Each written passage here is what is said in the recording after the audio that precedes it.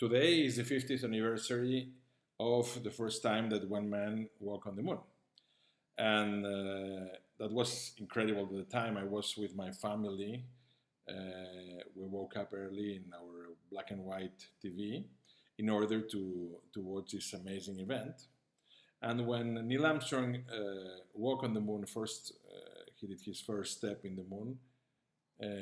He said, or it seems he said, because the sound was not very good, one small step for man and one giant leap for mankind. And after that, it looks like he said something else. And it looks like he said something like, "Good luck, Mr. Gorsky." So very few people pay attention on that. And indeed, the guys in the NASA and some journalists, they pay attention. So they thought, okay, Gorsky must be is a Russian name, so it must be a cosmonaut, rival cosmonaut, or somebody in the race for the space race. And then when after a while, people started asking in different conference that he did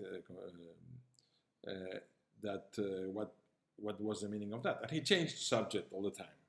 He changed subject, and finally, it was in Tampa Bay, in I think it was July 5th, 1995, that a journalist came again with this question, and it seems that Mr. and Mrs. Gorsky, they passed, and he said, "Okay, now I can explain the story."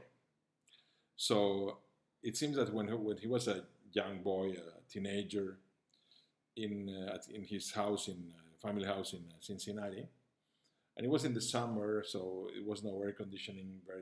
People didn't used to have air conditioning at the time, and the windows were open. And he was playing baseball with his brother, and the ball passed to the neighbor's fence. The neighbors, Mr. and Mrs.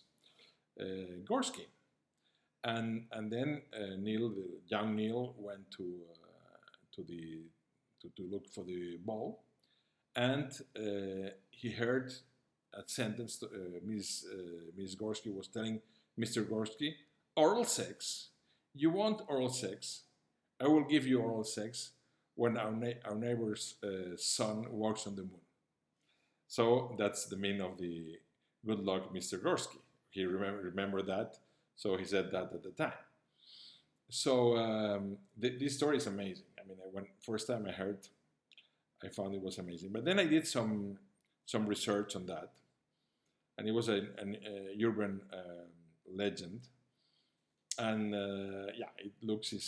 it was not true.